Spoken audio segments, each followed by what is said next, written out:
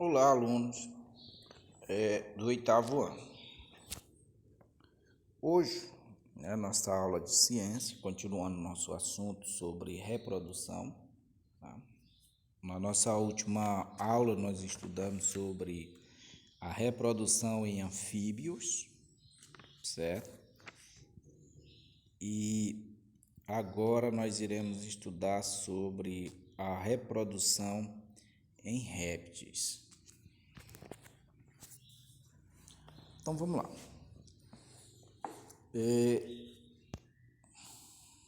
Répteis e aves, né? Reprodução em répteis e aves e em aves.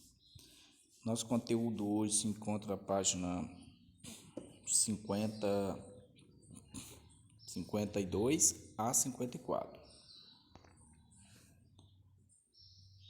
A reprodução em répteis. Vejamos, diferente da reprodução dos anfíbios, certo? E a reprodução dos peixes, a reprodução dos répteis, a reprodução dos répteis não depende, não depende da água. E do peixe e dos anfíbios dependem da água. Os peixes mais ainda, mas já os anfíbios houve ali uma evolução. Vejamos aqui, a independência da água para a reprodução está relacionada com o surgimento do ovo, do ovo aniótico, certo? O ovo aniótico, ele tem o quê? Ele tem uma casca, né? Essa casca ela serve para proteger o embrião. E além disso, essa casca ela não evita, ainda que seja uma casca, ela não vai evitar de que haja contato com H2O, né, que é o oxigênio, né, que é o nosso oxigênio, a questão da nossa respiração. Por quê? Porque a casca ela é porosa, né? Então tem como o oxigênio entrar para que o embrião ali fique respirando. O isolamento do embrião no interior do ovo com a casca veio associado ao surgimento de uma estrutura chamada ânio, né, que delimita uma cavidade cheia de líquido, a cavidade aniótica, no interior da qual o embrião se desenvolve. Então, nessa imagem aí que nós temos, nós temos aí a vista, né, do embrião, aqui, como vocês percebem. E além disso, nós temos aqui o ânio, que o ânio, vocês podem perceber que é uma película, né, uma membrana, certo? Que protege o embrião. Certo? Nós temos aí também, nesse exemplo, nós temos aí a vesícula vitalínica, né, que serve de substância para que o embrião, enquanto em desenvolvimento, isso aqui vai servir, né, para ele, para alimentação. Enquanto em desenvolvimento dentro do ovo, o embrião vai se alimentar desse vitalício aqui, vitalínica. Certo? Então, o que nós percebemos? Que a casca do ovo, como nós conhecemos, ela serve para associar, aliás, para proteger o embrião. Além disso, existe essa estrutura, essa membrana, né, que é o ânio, que ajuda na proteção também do embrião, para que esse embrião ele não venha, certo? Vamos dizer, ele não venha a sofrer com fatores externos. Além disso, quando esse embrião já está em seu desenvolvimento para nascer um novo indivíduo, ele eclode do ovo, o animal já parecido, né, com o seu progenitor. Nesse caso, ele não passa pelo estágio laval, que nem nós estudamos antes, como, por exemplo, o mosquito da dengue, certo? Entre outros. Então, o desenvolvimento dele já é direto. No caso dos répteis, vai simplesmente acontecer as transformações, as mudanças, né, na questão do crescimento, mas o desenvolvimento dele é direto.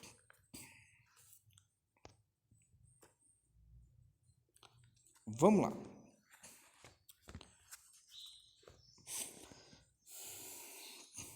Ó, todos os répteis que têm ânimo são chamados de aniotas.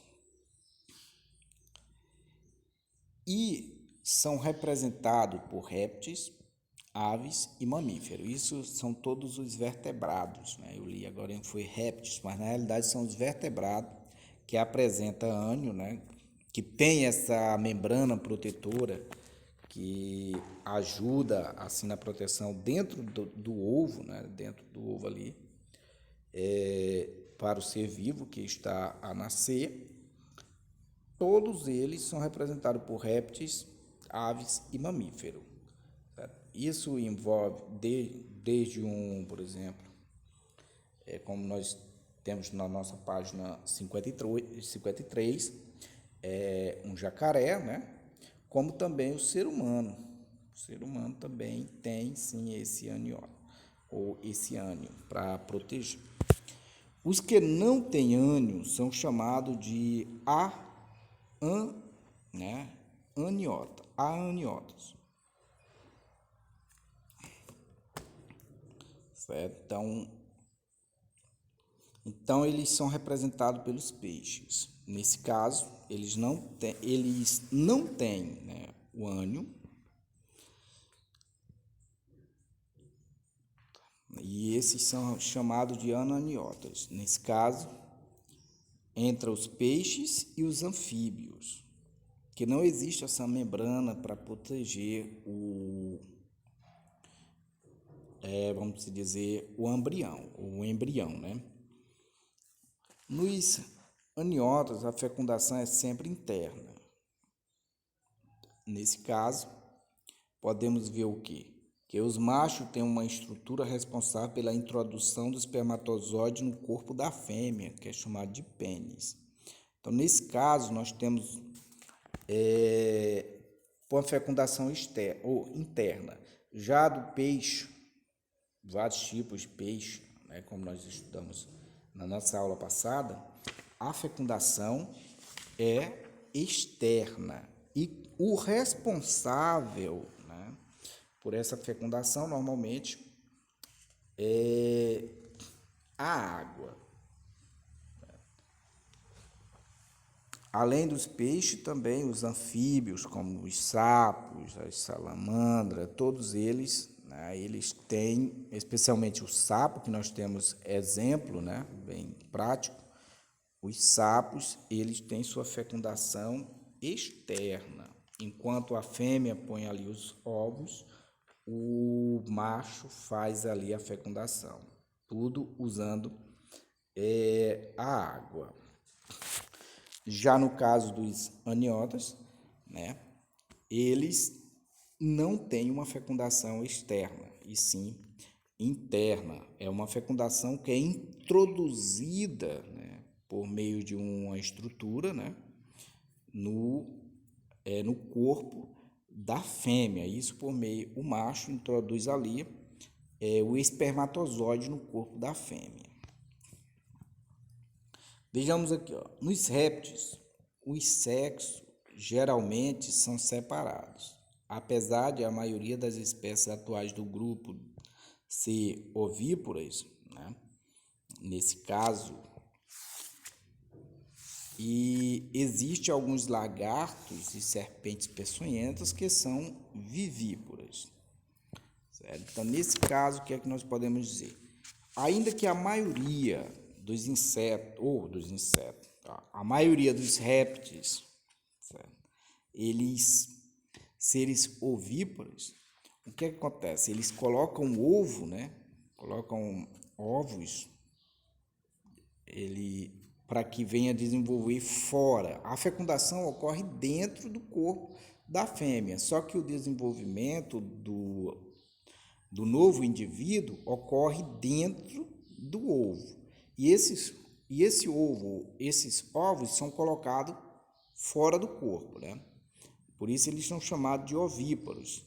Já existe outros do mesmo grupo, ou seja, do grupo dos répteis, que são vivíparos, que na realidade o embrião ele não sai no ovo. Não existe a questão do ovo. O embrião se desenvolve ali mesmo dentro do corpo da fêmea, certo? Que no caso, como já fomos estudados, nesse caso dos vivíparos, inclui alguns peixes, certo? Algumas serpentes também peçonhentas, como está falando no nosso slide, entre o tubarão, certo? Também os novos indivíduos são gerados dentro do seu corpo.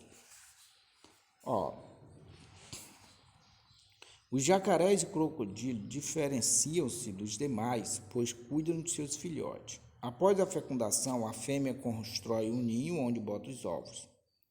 Elas cuidam do ninho, evitando a presença de predadores. Certo. Os jacarés, não só os jacarés, mas também, como nós conhecemos, né, outros animais também fazem isso. Mas, no caso dos répteis, o que mais se destaca são os jacarés e crocodilos, porque ali ele faz o ninho, a fêmea cuida, bota ali os ovos, os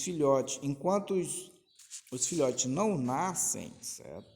Ela fica ali cuidando do ninho. E quando o filhote já está nascido, ela continua cuidando até certo tempo de vida.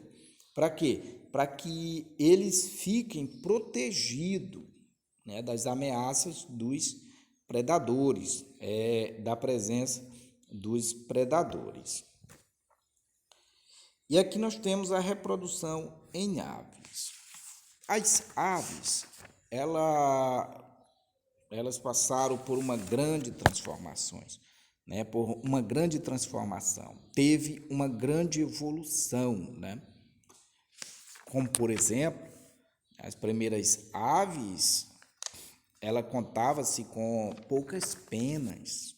Se procurarem aí na internet, vão encontrar exemplos de aves, né, pré-históricas, aves do período Cretáceo, certo? Há mais ou menos cerca de 65 milhões de anos atrás, que elas não tinham uma grande quantidade de penas. Mas houve, assim, uma evolução que veio uma modificação dos membros anteriores, que formaram assim as asas, e também veio a presença de penas, né? Antes mesmo desse período Cretáceo, né? Do período em que ocorreu o final da era dos dinossauros, mas não em grande quantidade, não tinham em grande quantidade penas e uma estrutura desenvolvida que nem nós presenciamos hoje. Olha, todas as aves são ovíparas e com desenvolvimento direto. Os ovos das aves são semelhantes aos dos répteis ovíparos, tá? Então, nesse caso, as aves, elas põem ovos. No caso das aves, não existe aves vivíparas, certo? Todas elas são ovíparas. Todas elas põem ovos. Não existe desenvolvimento de embrião dentro do corpo da própria ave, ou dentro do corpo da ave. Já os répteis, ainda que desenvolva assim essa questão vivipacidade, certo? Que tem, sim, como serpente peçonhenta, que tem a capacidade de gerar filho dentro do seu corpo, as aves, isso está descartado. Na maior parte das espécies de aves, o pênis surge como um vestígio durante alguns dias após a eclosão, certo? Do ovo, ou seja, quando o filhote nasce, ali aparece o pênis por algum tempo, né? Poucos dias, vamos dizer, poucos dias, né? Aí depois desaparece. Mas existe aves que o pênis fica ali presente, né? Que é o caso aí dos patos, dos gansos, avestruz e ambus, certo? Então, nesse caso, existe a presença do pênis na relação sexual, né, das aves, que é na utilização na cópula, no caso dos patos, né, dos gansos, entre outros. Já as outras aves não aparecem pênis. E aqui nós temos a demonstração do sistema reprodutor, né, das aves. Nós vemos aí o ovário, tem um óvulo, vias genitais, na questão da fêmea, né, tem a clara aí se formando e o ovo. Já no macho nós temos os testículos, né, onde desenvolve ali os espermatozoides e as vias genitais. Então, na questão dos pássaros, os pássaros também fazem ninhos e ali cuidam dos seus filhotes, certo? Até eles ficarem aptos, né, a voarem, aptos a se alimentar, mas enquanto isso eles ficam ali cuidando da alimentação e também no período que nós chamamos de chocar, né, que é o período de incubação, a fêmea fica ali, né, sentada em cima deles, para ter ali uma certa quantidade de graus, né? Os ovos precisam ser mantidos aquecidos em temperatura constante para que os embriões se desenvolvam. E aqui nós temos nessa figura, né, alguns exemplos da gaivota, né, e outro. E a nossa atividade de hoje, o vídeo ficou um pouco longo, né, mas é assim mesmo. A nossa atividade de hoje se encontra na página 53 do nosso livro didático, a primeira e a segunda questão. Bons estudos, né, e qualquer coisa nós estaremos aqui à disposição.